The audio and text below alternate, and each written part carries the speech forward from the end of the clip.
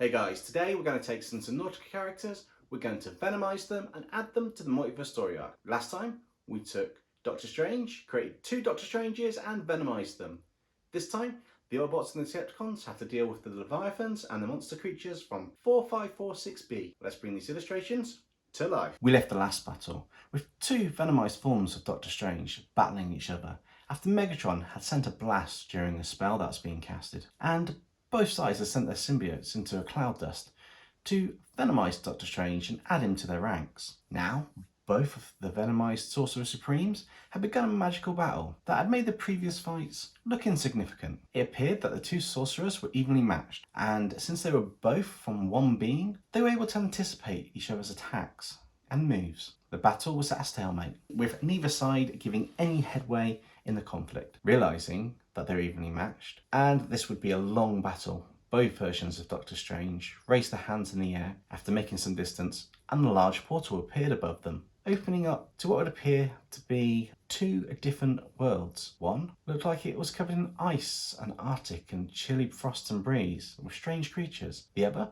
was a form of underwater world with strange sea monster type creatures. You wouldn't know this just by looking at the portals, but they're actually both from the same world, a distant planet in the far reaches of the universe, a planet known as 4546b, a world that was not only infected by a strange bacterium, inhabited with a large array of creatures that were both deadly and monstrous in their size. While both sides looked in awe, and Optimus Prime and Megatron both wondered what was going on, Megatron, with a bit of an insane smile on his face, revelled at the power he had added to his side. All of a sudden, the Doctor Strange with the Cybertronian symbiote raised his hand to the portal and fired several tendrils into it, hitting creatures within the frozen landscape. The sound of the creatures roaring as the tendrils hit them and they began to become venomized echoed throughout the desert where our 2 sides were gathered. The loudest cry came from a creature that looked to be frozen in the ice and motionless. It was thought that this creature was dead until the symbiote had hit its skin and started to bond with its DNA. This creature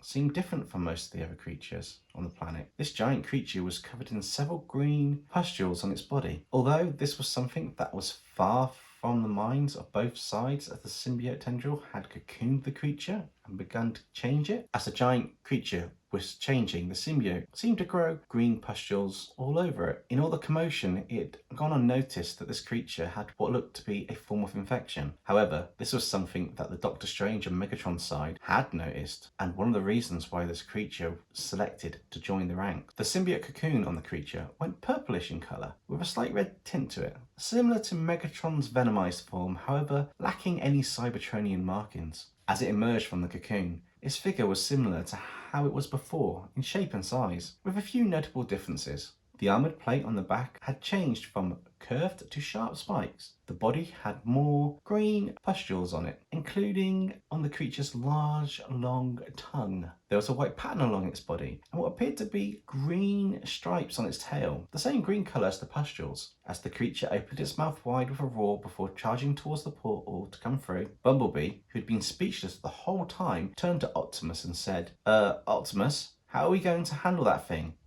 It's large enough to eat us whole. Fear not, my friend. This is far from over, replied Optimus. At that moment, the ground shook with an almighty thud as the creature had come through the portal and landed on the ground between the 2 Sorcerer Supremes. As it raised its head and looked at Optimus Prime and the Autobots, it appeared to smile and lick its long tongue across what could only be described as its lips. At the same time, a group of symbols started to glow on its body as a spell was cast by the Doctor Strange who had summoned it. Megatron now had a new warrior on his side, tipping the balance on this battle in his favour, a Frost Leviathan.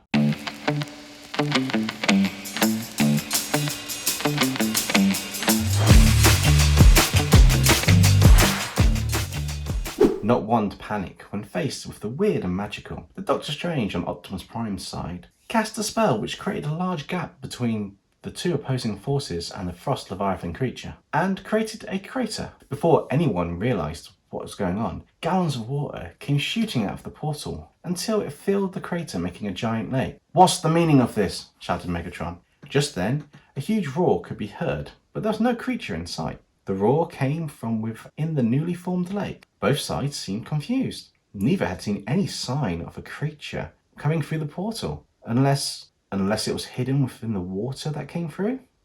All of a sudden, the Frozen Leviathan began to raise up on its hind legs and stomp down on the ground in an extremely aggressive manner. Although it was under the control of Megatron, this creature was extremely territorial and aggressive. The only thing holding the creature from attacking the Decepticon army was the link Megatron had to overpower it using his will. It wasn't too long before a large serpent-like figure could be seen under the surface of the water, winding back and forth as it investigated the edges of the lake. Each time the creature came near an edge, there was a loud roar. It seemed it was using the roar as a form of echolocation, and the creature was swiftly covering the whole area of the lake before it stopped almost dead center, and a large blackish blue mass rose to the surface. It was a cocoon, or what appeared to be a giant oval-shaped mass.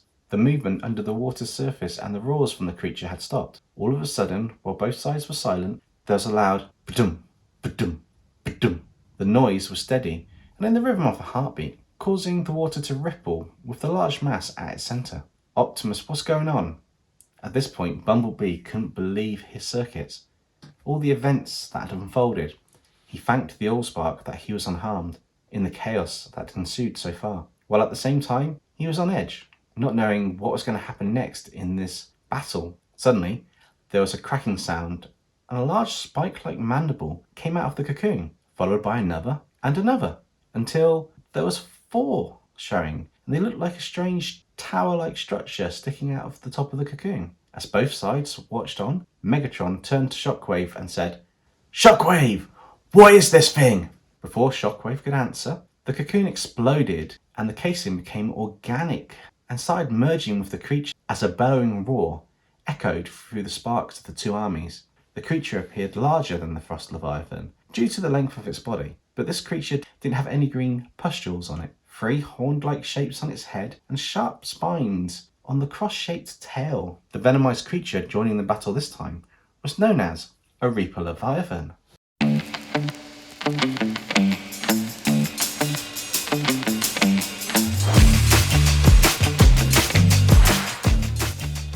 As the roar from the venomized Reaper Leviathan echoed throughout the battlefield, the Frost Leviathan dived into the water and charged at its new threat. Noticing this, the Reaper Leviathan also started to charge, and both creatures were set for a head-on collision.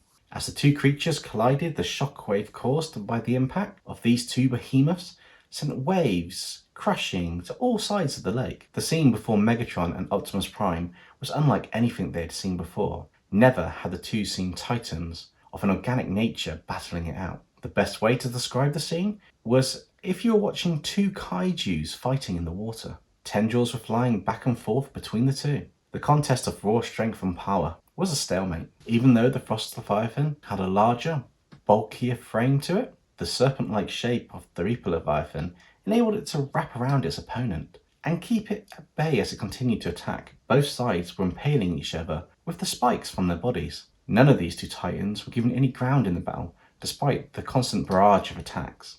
One reason for this was the symbiotes, now bonded with their DNA, were healing the wounds as fast as they were being made. While watching this battle, Megatron was looking for a chance to take advantage of the situation. He noticed Optimus Prime and the Autobots had lowered their guards slightly while watching the events that were unfolding. All of a sudden, Megatron ordered his warriors to attack. "Attack! Destroy the Autobots!" With this, the Decepticon army began to rush at the lake and headed for the Autobots. Some changed into their aerial forms and began to fly over the lake. Others entered the waters and headed across the lake, all the while watching the Titans stay clear of the standoff that was happening between the two Leviathans. Optimus Prime noticed the attack and ordered the Autobots to prepare for battle. Just then, Doctor Strange on Optimus Prime's side created a chain for magic and stopped the Autobots from advancing. Before Optimus Prime could ask what's going on, Doctor Strange pointed out towards the lake, where the Decepticon warriors were being pulled down one by one and screaming in fear as they were dragged beneath the water's surface. "What's the meaning of this?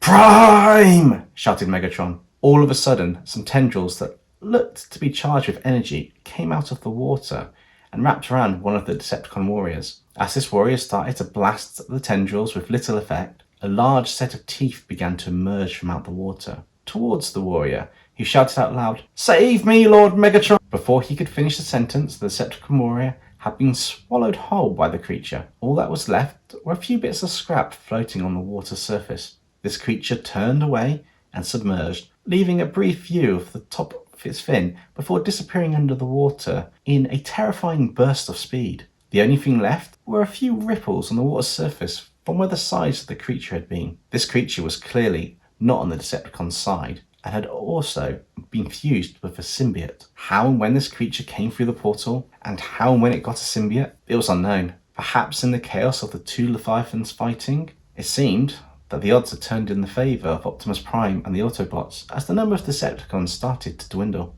That was until the Frost Leviathan did something unexpected. It shot a tendril with a pustulate on it at the creature, attacking the Decepticon warriors. As it hit the creature, it started to become infected and its speed decreased in the water. It would appear that the Frost Leviathan, under Megatron's control, has the ability to infect other creatures and cause harm to them. As for the creature that was infected, the Squidshark that had been venomized, it began to look like it was on its last legs.